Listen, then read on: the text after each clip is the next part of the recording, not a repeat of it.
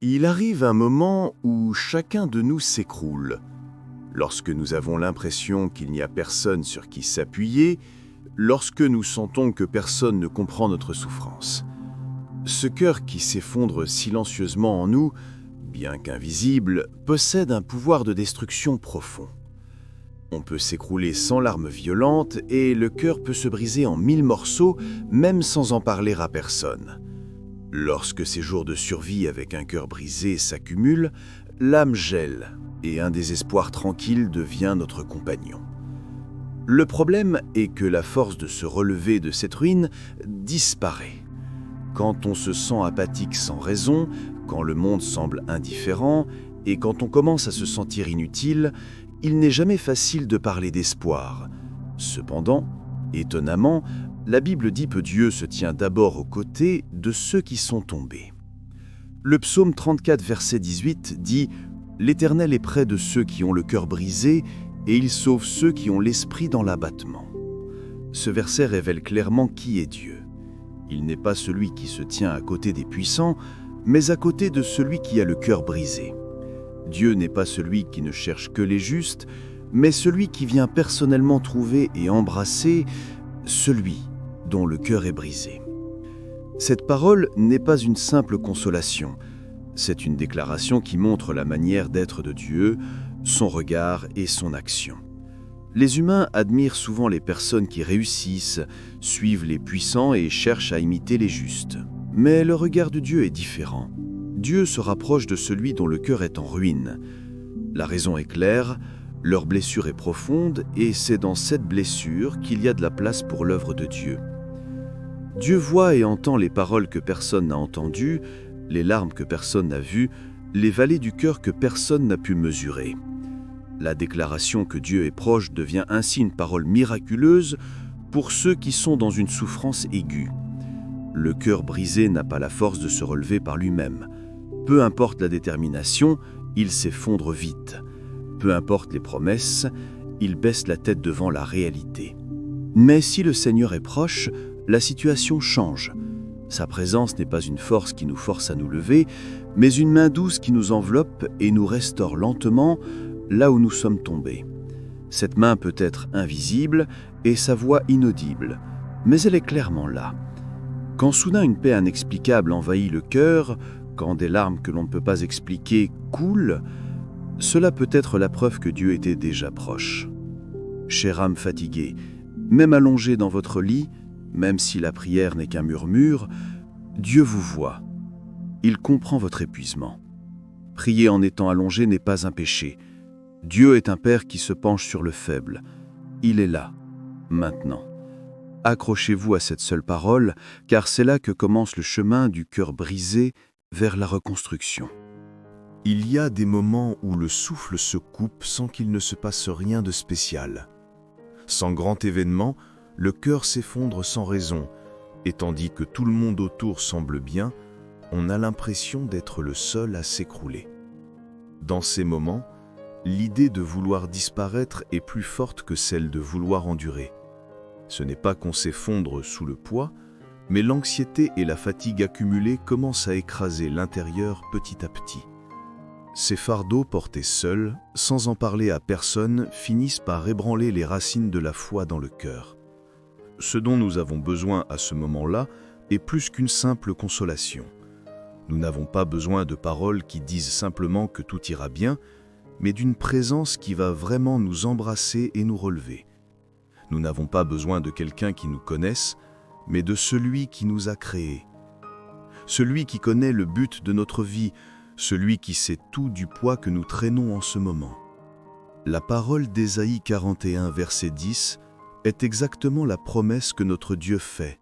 « Ne crains rien, car je suis avec toi. Ne promène pas des regards inquiets, car je suis ton Dieu. Je te fortifie, je viens à ton secours. Je te soutiens par ma droite triomphante. » Cette parole est une déclaration de Dieu pour un rétablissement existentiel, pas seulement une stabilisation émotionnelle.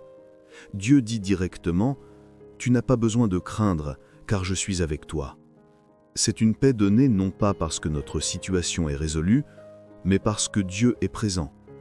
ce n'est pas le fruit d'une vie sans problème, mais la hardiesse qui vient de la marche avec Dieu. Cette parole enracine un fondement dans notre cœur chancelant. La vie est toujours difficile, mais la certitude que Dieu me soutient me donne l'assurance que je peux marcher aujourd'hui encore. Dieu promet, je te fortifie. Se fortifier n'est pas une simple consolation émotionnelle, mais une expression qui donne une force réelle. C'est créer des muscles pour celui qui ne peut se lever, c'est implanter une racine pour pouvoir repousser. C'est la méthode de Dieu. Chaque fois que nous tombons d'épuisement, il nous soutient à nouveau. Chaque fois que nous chancelons, il nous relève. La répétition « Je viens à ton secours, je te soutiens » révèle la sincérité de Dieu. Il vient sans hésitation, sans condition. Plus nous sommes faibles, plus il nous aide avec force. Dans la Bible, la main droite est un symbole de puissance et d'autorité. Dieu nous soutient, nous les faibles, de sa main toute puissante. En méditant sur le fait que cette main plus forte que les tempêtes du monde, une main qu'aucun désespoir ne peut briser, tient ma main maintenant, une force profonde que la consolation humaine ne peut donner, jaillit en nous. C'est pourquoi nous pouvons endurer un jour de plus, faire un pas de plus et aimer à nouveau. C'est parce que nous sommes tenus par la main de Dieu. Le désespoir arrive silencieusement. Au début, on pense simplement être fatigué. Demain ira mieux, tout le monde vit comme ça, n'est-ce pas? On passe outre et on endure. Mais à un certain moment, on se surprend à n'avoir plus aucune attente. Quand on se dit qu'il est plus facile de ne rien espérer plutôt que de revivre la douleur d'un effondrement après avoir espéré, ce cœur est déjà devenu une terre où l'espoir est desséché. Le problème est que ce désespoir n'est pas visible. En apparence, nous vivons toujours une vie normale. Mais au plus profond de notre cœur, rien ne pousse. C'est à une telle âme que Dieu a adressé une parole. Ézéchiel 37, verset 4. Et il me dit, prophétise sur ces eaux et dis-leur, ossements desséchés, écoutez la parole de l'Éternel. Cette scène est l'histoire d'une vallée que le prophète Ézéchiel a vue en vision. Dans cette vallée étaient éparpillés d'innombrables ossements desséchés. Ce sont des os complètement asséchés, abandonnés sans même une tombe, pendant de longues années, sans aucune possibilité de vie. Dieu demande à Ézéchiel de prophétiser la parole sur ces ossements desséchés. Et à cet instant précis, le miracle de la vie qui semblait impossible commence. Cette parole n'est pas seulement une prophétie sur le rétablissement d'Israël. C'est un symbole qui montre comment Dieu agit au milieu du désespoir.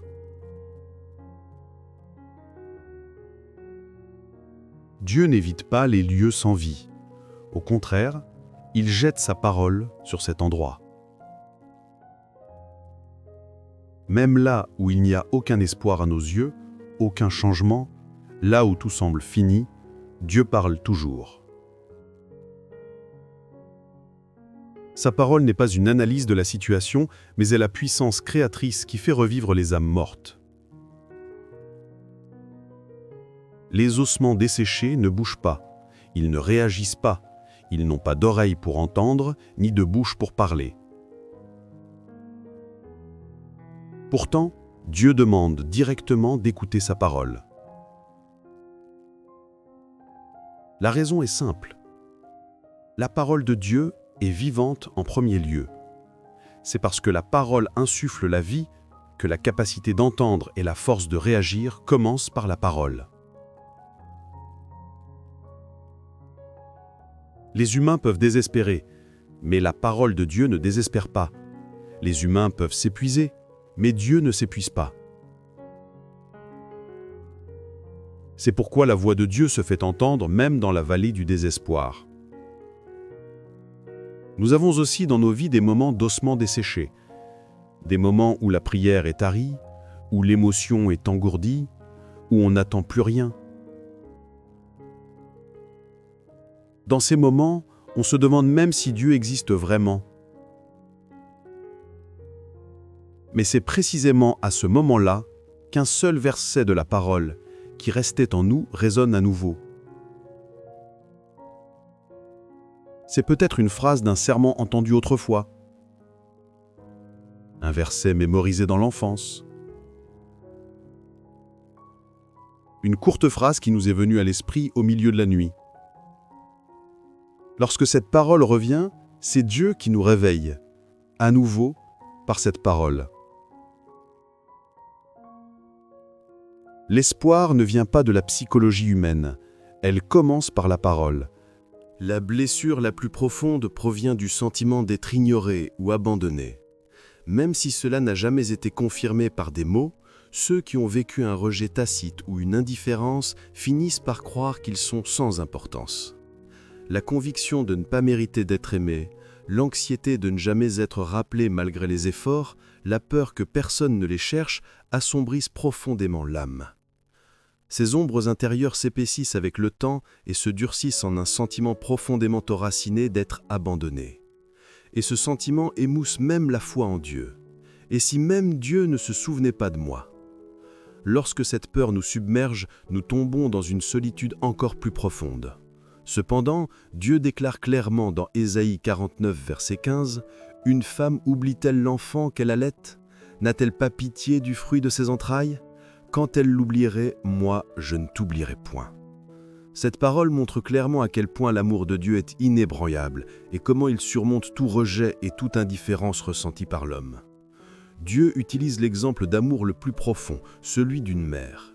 La mère qui serre contre elle l'enfant qu'elle a porté et qu'elle allait, cet amour instinctif et inconditionnel, pourrait peut-être être oublié, mais lui dit « Moi, je ne t'oublierai point ».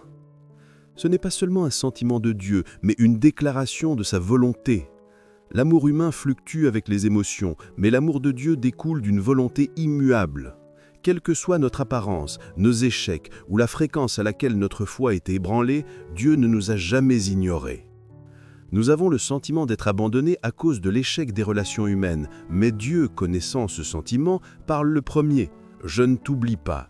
Tu es mon enfant. Tu es une existence dans mon sein. » Cette parole irrigue encore aujourd'hui les racines de l'âme desséchée. Le prophète Ésaïe a transmis cette parole à une époque où le peuple d'Israël doutait de l'amour de Dieu, emmené en exil à Babylone. Jérusalem était en ruine, le temple détruit et l'alliance avec Dieu semblait brisée. Ils croyaient avoir été abandonnés. C'est alors que Dieu a parlé. « Je ne t'ai pas oublié. Même si une femme pouvait oublier son enfant, moi je ne t'oublierai jamais. » Cette parole fut donnée alors qu'ils étaient encore dans le désespoir, avant même leur repentance ou leur rétablissement. L'amour de Dieu ne repose pas sur une condition, mais sur sa nature essentielle. Avant d'être père, Dieu a une compassion plus profonde que celle d'une mère. Ce seul mot, « je ne t'oublierai point », rétablit l'estime de soi effondée. Ce dont la personne qui se sent abandonnée a le plus besoin, ce n'est pas l'ordre de supprimer ce sentiment, mais la déclaration que son existence même est précieuse. Et Dieu fait cette déclaration aujourd'hui encore. Nous nous imposons constamment des conditions, mais Dieu aime notre existence même. Dieu ne regarde pas ce que nous avons accompli, il se souvient de qui nous sommes. Il ne se souvient pas de nos erreurs, mais du but pour lequel il nous a créés. C'est pourquoi son amour est inébranlable. De plus, Ésaïe 49, verset 16 continue « Voici, je t'ai gravé sur mes mains. Tes murs sont toujours devant mes yeux. » Dieu ne se contente pas de se souvenir, il dit qu'il nous a gravés dans la paume de sa main, d'une manière qui ne peut être effacée, d'une manière qui ne disparaîtra pas. Même si nous ne le sentons pas, même si nous doutons, Dieu nous regarde toujours, et son regard ne se détourne jamais. C'est pourquoi Jésus a dit dans Jean 10, verset 10, « Le voleur ne vient que pour dérober, égorger et détruire. Moi, je suis venu afin que les brebis aient la vie et qu'elle l'ait en abondance. » Cette parole est la promesse la plus grande et la plus profonde pour ceux qui semblent n'avoir plus rien. La vie abondante ici ne signifie pas simplement la richesse matérielle ou la réussite mondaine. La vie donnée par Jésus est la force intérieure de se relever même après être tombé au fond du gouffre. C'est la paix qui ne s'écroule pas au milieu de l'épreuve. C'est la réalité spirituelle profonde de pouvoir vivre pleinement en Dieu, même si on a l'impression d'avoir tout perdu. C'est quelque chose que le monde ne peut donner et que le monde ne peut enlever. Jésus est venu pour implanter cette vie en nous et il la fournit encore aujourd'hui. Il y a des moments où nous nous effondrons à cause des gens. Une parole, un acte d'une personne très proche, en qui nous avions confiance, à qui nous avions ouvert notre cœur, déchire le fond de notre âme. Cette douleur dépasse le simple choc et se transforme en une remise en question de l'humanité elle-même. Quand on ne peut plus faire confiance à personne, quand l'idée même de rencontrer quelqu'un fait peur, on ferme la porte de notre cœur. En apparence, nous parlons et travaillons, mais à l'intérieur, nous avons verrouillé une porte de fer. Le problème est que notre solitude et notre douleur grandissent de plus en plus derrière cette porte. Lorsque notre cœur est ainsi blessé et fermé, comment Dieu vient-il à nous ? 2 Corinthiens 1, versets 3 et 4 est la réponse à cette question. Béni soit Dieu, le Père de notre Seigneur Jésus-Christ, le Père des miséricordes et le Dieu de toute consolation, qui nous console dans toutes nos afflictions, afin que par la consolation dont nous sommes nous-mêmes consolés par Dieu, nous puissions consoler ceux qui se trouvent dans quelque affliction que ce soit. Cette parole nous révèle à la fois le caractère et le plan de Dieu pour ceux qui sont dans la souffrance. Dieu est le Dieu de toute consolation, et cette consolation n'est pas un simple baume émotionnel, mais une œuvre de restauration réelle qui donne le courage d'aimer à nouveau et la force d'avancer. Par la phrase qui nous console dans toutes nos afflictions, nous apprenons que Dieu n'est pas celui qui console de manière sélective. Petite et grande douleur, déception répétée, solitude inexplicable, Dieu vient à nous dans tous ces moments d'affliction. Il connaît la blessure même au point où elle est devenue si ancienne que nous ne la sentons plus. Et c'est là que Dieu tend sa main le premier. Avant même que nous ne demandions la consolation, Dieu commence déjà à consoler. Ce qui est encore plus étonnant, c'est la suite. Afin que par la consolation dont nous sommes nous-mêmes consolés par Dieu, nous puissions consoler ceux qui se trouvent dans quelque affliction que ce soit. Cette consolation que Dieu donne ne s'arrête pas à la guérison de ma blessure. Cette consolation est destinée à se déverser sur une autre personne à travers moi. Lorsque ma blessure est guérie et que je revis, je deviens capable de comprendre la blessure de l'autre et d'être sincèrement avec lui. La souffrance isole, mais la consolation de Dieu nous relie. C'est la méthode de restauration de Dieu. Il ne s'agit pas seulement de mon problème, mais du plan de Dieu pour que quelqu'un d'autre revive à travers moi. Enfin, pour ceux dont le voyage de souffrance semble interminable, Dieu donne cette vérité profonde. Même cette douleur n'est pas vaine. Romains 5, versets 3 à 5. Bien plus, nous nous glorifions même des afflictions, sachant que la tribulation produit la persévérance la victoire dans l'épreuve, et cette victoire l'espérance. Or, l'espérance ne trompe point, parce que l'amour de Dieu est répandu dans nos cœurs par le Saint-Esprit qui nous a été donné. Cette parole n'est pas pour ceux dont la souffrance est terminée, elle est pour ceux qui sont encore au milieu de la douleur. L'apôtre Paul dit que nous pouvons nous réjouir même dans les afflictions. Mais cette joie n'est pas une contrainte émotionnelle, elle vient de la foi qui sait ce que Dieu est en train de faire au milieu de cette douleur. La tribulation produit la persévérance produit la victoire dans l'épreuve, le caractère éprouvé, et l'âme ainsi éprouvée finit par s'accrocher à une espérance qu'elle n'aurait jamais pu saisir auparavant. L'espérance ne vient pas d'une simple pensée positive, elle devient réelle seulement après avoir traversé le temps de la persévérance et le processus de l'épreuve. Il y a des moments où nous nous effondrons à cause des gens. Une parole, un acte d'une personne très proche en qui nous avions confiance, à qui nous avions ouvert notre cœur, déchire le fond de notre âme. Cette douleur dépasse le simple choc et se transforme en une remise en question de l'humanité elle-même. Quand on ne peut plus faire confiance à personne, quand l'idée même de rencontrer quelqu'un fait peur, on ferme la porte de notre cœur. En apparence, nous parlons et travaillons, mais à l'intérieur, nous avons verrouillé une porte de fer. Le problème est que notre solitude et notre douleur grandissent de plus en plus derrière cette porte. Lorsque notre cœur est ainsi blessé et fermé, comment Dieu vient-il à nous ? 2 Corinthiens 1, versets 3 et 4 est la réponse à cette question. Béni soit Dieu, le Père de notre Seigneur Jésus-Christ, le Père des miséricordes et le Dieu de toute consolation, qui nous console dans toutes nos afflictions, afin que par la consolation dont nous sommes nous-mêmes consolés par Dieu, nous puissions consoler ceux qui se trouvent dans quelque affliction que ce soit. Cette parole nous révèle à la fois le caractère et le plan de Dieu pour ceux qui sont dans la souffrance. Dieu est le Dieu de toute consolation. Et cette consolation n'est pas un simple baume émotionnel, mais une œuvre de restauration réelle qui donne le courage d'aimer à nouveau et la force d'avancer. Par la phrase « qui nous console dans toutes nos afflictions », nous apprenons que Dieu n'est pas celui qui console de manière sélective. Petites et grandes douleurs, déceptions répétées, solitude inexplicable, Dieu vient à nous dans tous ces moments d'affliction. Il connaît la blessure même au point où elle est devenue si ancienne que nous ne la sentons plus. Et c'est là que Dieu tend sa main le premier. Avant même que nous le demandions la consolation, Dieu commence déjà à consoler. Ce qui est encore étonnant, c'est la suite. Afin que, par la consolation dont nous sommes nous-mêmes consolés par Dieu, nous puissions consoler ceux qui se trouvent dans quelque affliction que ce soit. Cette parole nous révèle à la fois le caractère et le plan de Dieu pour ceux qui sont dans la souffrance. Dieu est le Dieu de toute consolation, et cette consolation n'est pas un simple baume émotionnel, mais une œuvre de restauration réelle qui donne le courage d'aimer à nouveau et la force d'avancer.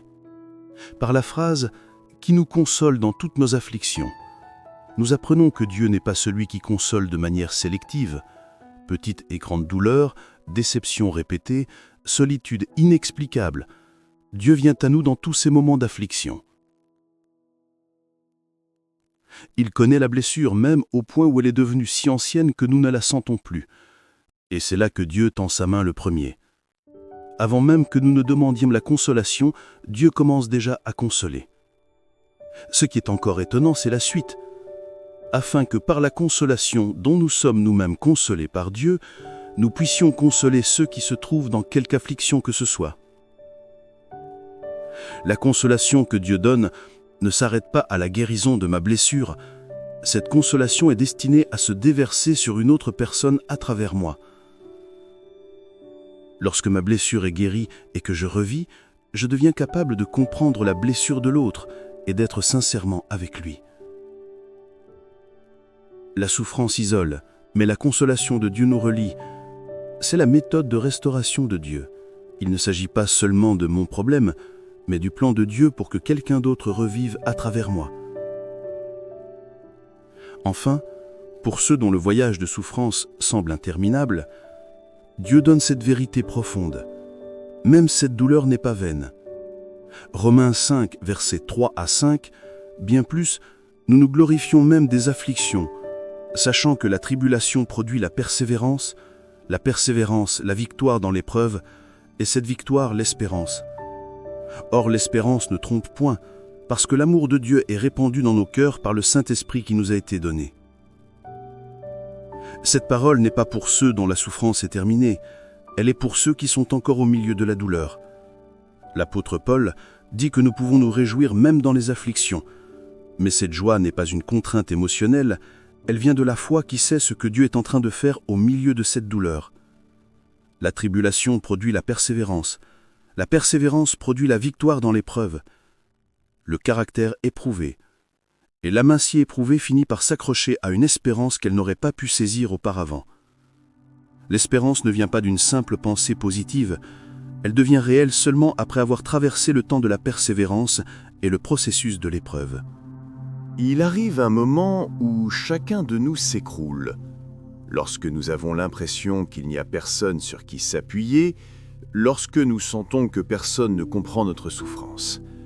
Ce cœur qui s'effondre silencieusement en nous, bien qu'invisible, possède un pouvoir de destruction profond. On peut s'écrouler sans larmes violentes et le cœur peut se briser en 1000 morceaux, même sans en parler à personne.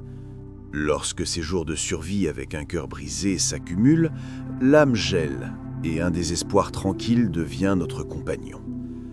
Le problème est que la force de se relever de cette ruine disparaît. Quand on se sent apathique sans raison, quand le monde semble indifférent et quand on commence à se sentir inutile, il n'est jamais facile de parler d'espoir. Cependant, étonnamment, la Bible dit que Dieu se tient d'abord aux côtés de ceux qui sont tombés. Le psaume 34, verset 18 dit « L'Éternel est près de ceux qui ont le cœur brisé et il sauve ceux qui ont l'esprit dans l'abattement. » Ce verset révèle clairement qui est Dieu. Il n'est pas celui qui se tient à côté des puissants, mais à côté de celui qui a le cœur brisé. Dieu n'est pas celui qui ne cherche que les justes, mais celui qui vient personnellement trouver et embrasser celui dont le cœur est brisé. Cette parole n'est pas une simple consolation, c'est une déclaration qui montre la manière d'être de Dieu, son regard et son action. Les humains admirent souvent les personnes qui réussissent, suivent les puissants et cherchent à imiter les justes. Mais le regard de Dieu est différent. Dieu se rapproche de celui dont le cœur est en ruine. La raison est claire, leur blessure est profonde et c'est dans cette blessure qu'il y a de la place pour l'œuvre de Dieu. Dieu voit et entend les paroles que personne n'a entendues, les larmes que personne n'a vues, les vallées du cœur que personne n'a pu mesurer. La déclaration que Dieu est proche devient ainsi une parole miraculeuse pour ceux qui sont dans une souffrance aiguë. Le cœur brisé n'a pas la force de se relever par lui-même. Peu importe la détermination, il s'effondre vite. Peu importe les promesses, il baisse la tête devant la réalité. Mais si le Seigneur est proche, la situation change. Sa présence n'est pas une force qui nous force à nous lever, mais une main douce qui nous enveloppe et nous restaure lentement là où nous sommes tombés. Cette main peut être invisible et sa voix inaudible, mais elle est clairement là. Quand soudain une paix inexplicable envahit le cœur, quand des larmes que l'on ne peut pas expliquer coulent, cela peut être la preuve que Dieu était déjà proche. Chère âme fatiguée, même allongée dans votre lit, même si la prière n'est qu'un murmure, Dieu vous voit. Il comprend votre épuisement. Prier en étant allongé n'est pas un péché. Dieu est un Père qui se penche sur le faible. Il est là, maintenant.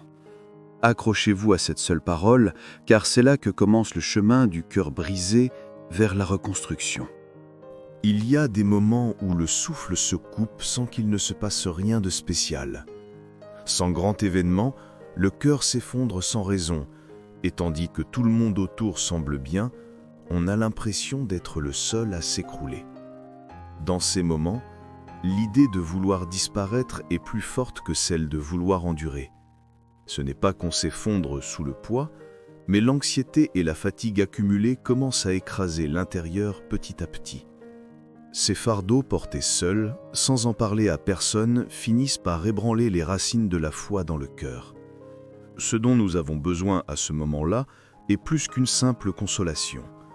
Nous n'avons pas besoin de paroles qui disent simplement que tout ira bien, mais d'une présence qui va vraiment nous embrasser et nous relever. Nous n'avons pas besoin de quelqu'un qui nous connaisse, mais de celui qui nous a créés. Celui qui connaît le but de notre vie, celui qui sait tout du poids que nous traînons en ce moment. La parole d'Ésaïe 41, verset 10, est exactement la promesse que notre Dieu fait. « Ne crains rien, car je suis avec toi. Ne promène pas des regards inquiets, car je suis ton Dieu. Je te fortifie, je viens à ton secours. Je te soutiens par ma droite triomphante. » Cette parole est une déclaration de Dieu pour un rétablissement existentiel, pas seulement une stabilisation émotionnelle. Dieu dit directement « Tu n'as pas besoin de craindre, car je suis avec toi. » C'est une paix donnée non pas parce que notre situation est résolue, mais parce que Dieu est présent. Ce n'est pas le fruit d'une vie sans problème, mais la hardiesse qui vient de la marche avec Dieu. Cette parole enracine un fondement dans notre cœur chancelant. La vie est toujours difficile, mais la certitude que Dieu me soutient me donne l'assurance que je peux marcher aujourd'hui encore. Dieu promet, je te fortifie. Se fortifier n'est pas une simple consolation émotionnelle, mais une expression qui donne une force réelle. C'est créer des muscles pour celui qui ne peut se lever, c'est implanter une racine pour pouvoir repousser. C'est la méthode de Dieu. Chaque fois que nous tombons d'épuisement, il nous soutient à nouveau. Chaque fois que nous chancelons, il nous relève. La répétition « Je viens à ton secours, je te soutiens » révèle la sincérité de Dieu. Il vient sans hésitation, sans condition. Plus nous sommes faibles, plus il nous aide avec force. Dans la Bible, la main droite est un symbole de puissance et d'autorité. Dieu nous soutient, nous les faibles, de sa main toute puissante. En méditant sur le fait que cette main plus forte que les tempêtes du monde, une main qu'aucun désespoir ne peut briser, tient ma main maintenant, une force profonde que la consolation humaine ne peut donner, jaillit en nous. C'est pourquoi nous pouvons endurer un jour de plus, faire un pas de plus et aimer à nouveau. C'est parce que nous sommes tenus par la main de Dieu.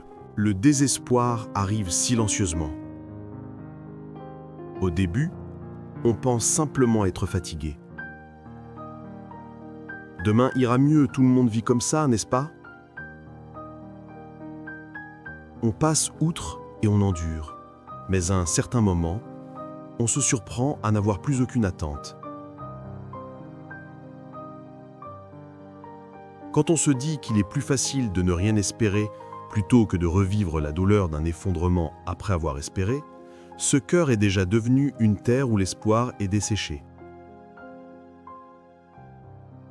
Le problème est que ce désespoir n'est pas visible. En apparence, nous vivons toujours une vie normale. Mais au plus profond de notre cœur, rien ne pousse. C'est à une telle âme que Dieu a adressé une parole. Ézéchiel 37, verset 4. Et il me dit, prophétise sur ces eaux et dis-leur, ossements desséchés, écoutez la parole de l'Éternel. Cette scène est l'histoire d'une vallée que le prophète Ézéchiel a vue en vision. Dans cette vallée étaient éparpillés d'innombrables ossements desséchés. Ce sont des eaux complètement asséchées, abandonnées sans même une tombe, pendant de longues années, sans aucune possibilité de vie. Dieu demande à Ézéchiel de prophétiser la parole sur ces ossements desséchés. Et à cet instant précis, le miracle de la vie qui semblait impossible commence. Cette parole n'est pas seulement une prophétie sur le rétablissement d'Israël. C'est un symbole qui montre comment Dieu agit au milieu du désespoir. Dieu n'évite pas les lieux sans vie. Au contraire, il jette sa parole sur cet endroit. Même là où il n'y a aucun espoir à nos yeux, aucun changement, là où tout semble fini, Dieu parle toujours. Sa parole n'est pas une analyse de la situation, mais est la puissance créatrice qui fait revivre les âmes mortes. Les ossements desséchés ne bougent pas, ils ne réagissent pas, ils n'ont pas d'oreilles pour entendre, ni de bouche pour parler. Pourtant, Dieu demande directement d'écouter sa parole. La raison est simple. La parole de Dieu est vivante en premier lieu. C'est parce que la parole insuffle la vie que la capacité d'entendre et la force de réagir commencent par la parole. Les humains peuvent désespérer, mais la parole de Dieu ne désespère pas. Les humains peuvent s'épuiser, mais Dieu ne s'épuise pas. C'est pourquoi la voix de Dieu se fait entendre même dans la vallée du désespoir. Nous avons aussi dans nos vies des moments d'ossements desséchés, des moments où la prière est tarie, où l'émotion est engourdie, où on n'attend plus rien. Dans ces moments, on se demande même si Dieu existe vraiment. Mais c'est précisément à ce moment-là qu'un seul verset de la parole qui restait en nous résonne à nouveau. C'est peut-être une phrase d'un sermon entendu autrefois, un verset mémorisé dans l'enfance, une courte phrase qui nous est venue à l'esprit au milieu de la nuit.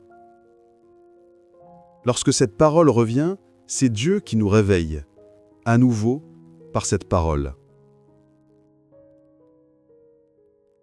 L'espoir ne vient pas de la psychologie humaine, elle commence par la parole. La blessure la plus profonde provient du sentiment d'être ignoré ou abandonné. Même si cela n'a jamais été confirmé par des mots, ceux qui ont vécu un rejet tacite ou une indifférence finissent par croire qu'ils sont sans importance. La conviction de ne pas mériter d'être aimé, l'anxiété de ne jamais être rappelé malgré les efforts, la peur que personne ne les cherche assombrissent profondément l'âme. Ces ombres intérieures s'épaississent avec le temps et se durcissent en un sentiment profondément enraciné d'être abandonné. Et ce sentiment émousse même la foi en Dieu. Et si même Dieu ne se souvenait pas de moi? Lorsque cette peur nous submerge, nous tombons dans une solitude encore plus profonde.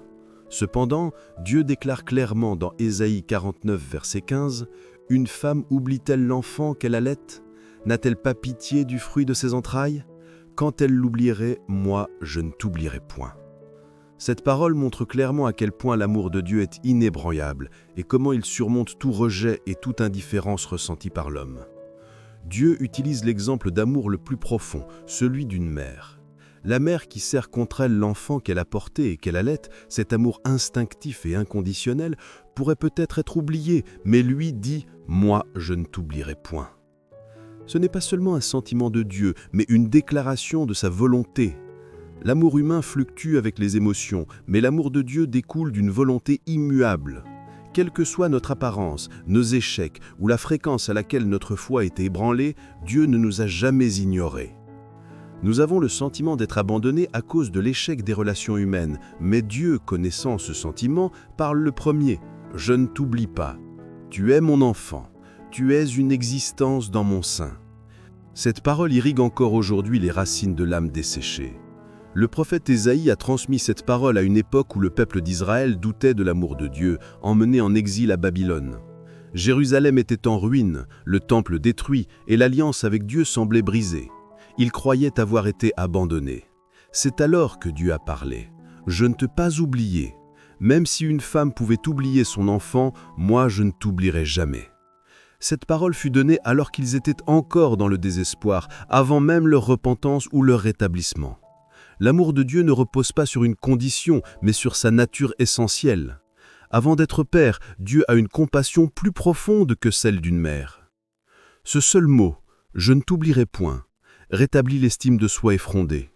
Ce dont la personne qui se sent abandonnée a le plus besoin, ce n'est pas l'ordre de supprimer ce sentiment, mais la déclaration que son existence même est précieuse. Et Dieu fait cette déclaration aujourd'hui encore.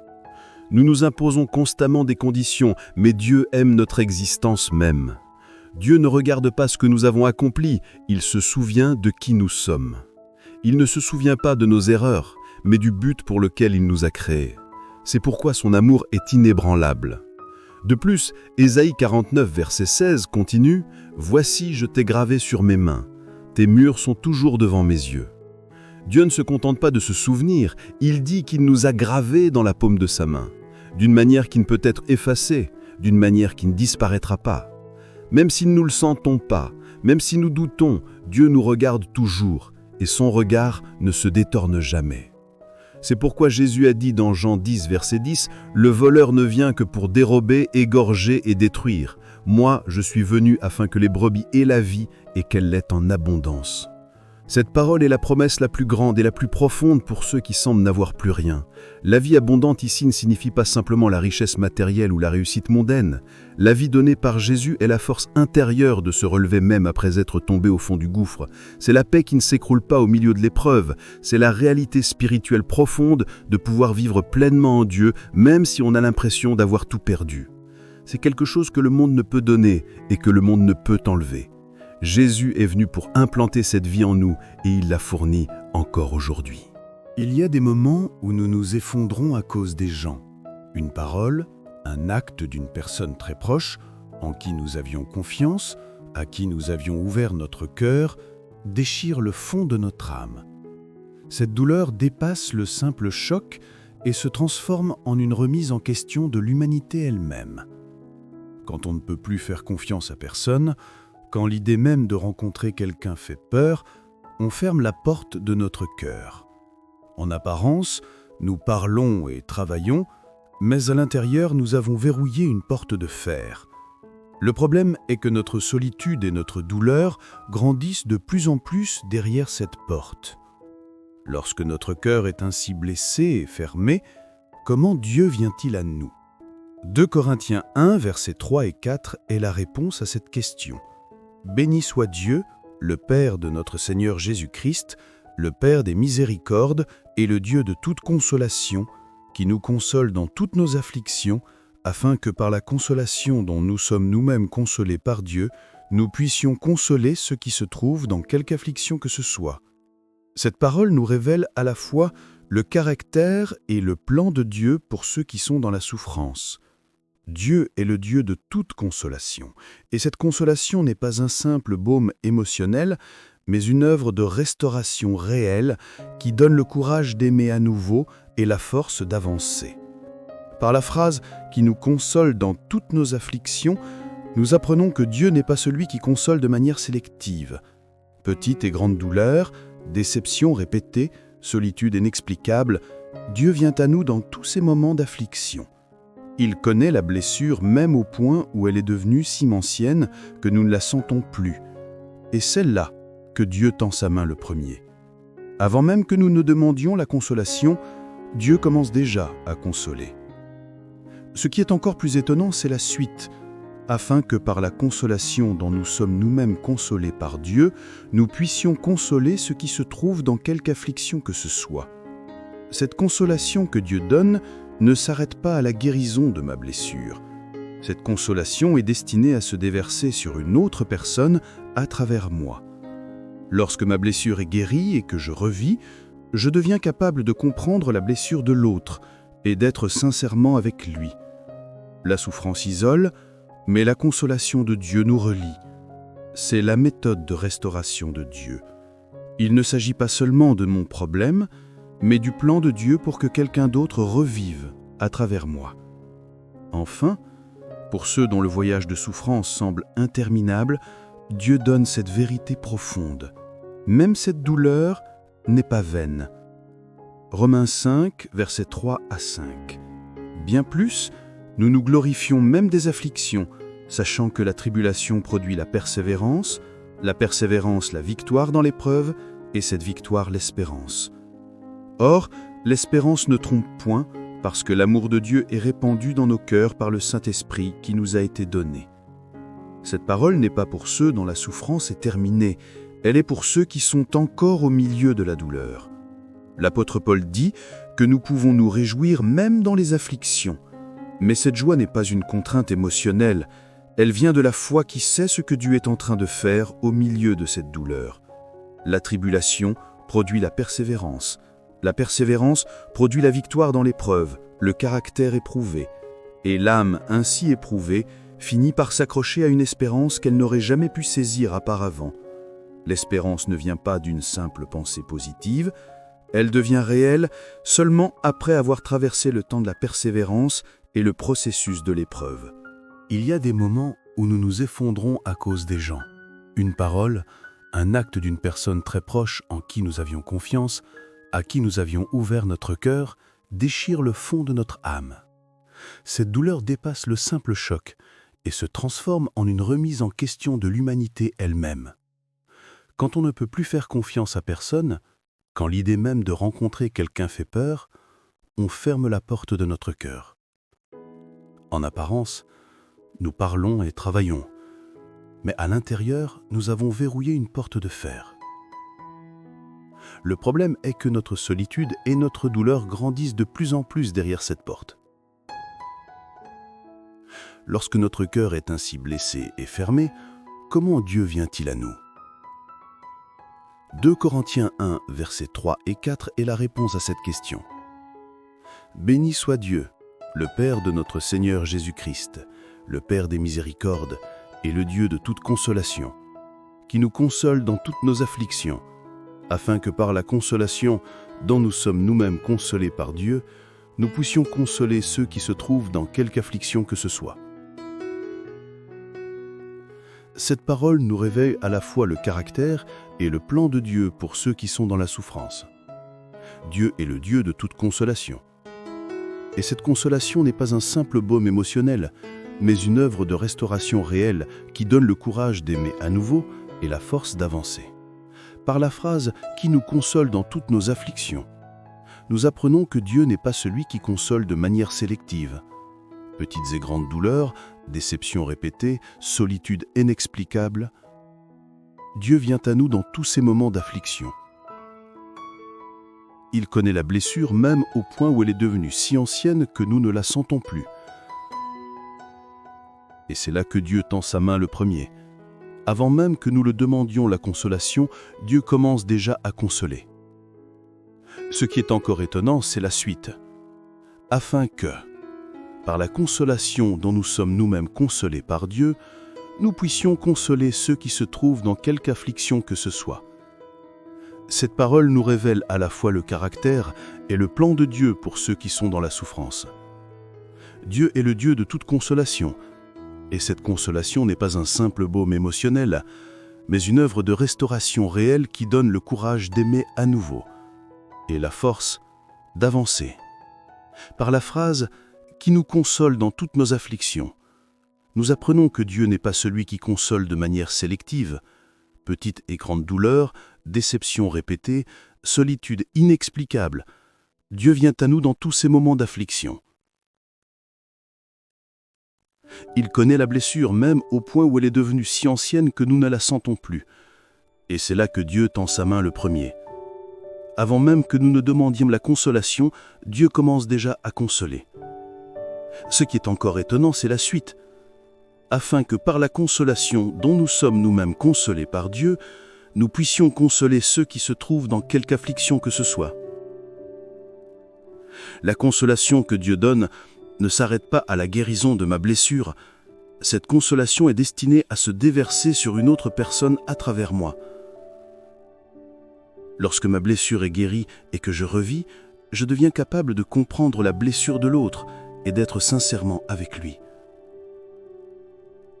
La souffrance isole, mais la consolation de Dieu nous relie. C'est la méthode de restauration de Dieu. Il ne s'agit pas seulement de mon problème, mais du plan de Dieu pour que quelqu'un d'autre revive à travers moi. Enfin, pour ceux dont le voyage de souffrance semble interminable, Dieu donne cette vérité profonde. Même cette douleur n'est pas vaine. Romains 5, versets 3 à 5, bien plus, nous nous glorifions même des afflictions, sachant que la tribulation produit la persévérance, la victoire dans l'épreuve, et cette victoire, l'espérance. Or, l'espérance ne trompe point, parce que l'amour de Dieu est répandu dans nos cœurs par le Saint-Esprit qui nous a été donné. Cette parole n'est pas pour ceux dont la souffrance est terminée, elle est pour ceux qui sont encore au milieu de la douleur. L'apôtre Paul dit que nous pouvons nous réjouir même dans les afflictions, mais cette joie n'est pas une contrainte émotionnelle, elle vient de la foi qui sait ce que Dieu est en train de faire au milieu de cette douleur. La tribulation produit la persévérance produit la victoire dans l'épreuve, le caractère éprouvé, et l'âme ainsi éprouvée finit par s'accrocher à une espérance qu'elle n'aurait pas pu saisir auparavant. L'espérance ne vient pas d'une simple pensée positive, elle devient réelle seulement après avoir traversé le temps de la persévérance et le processus de l'épreuve.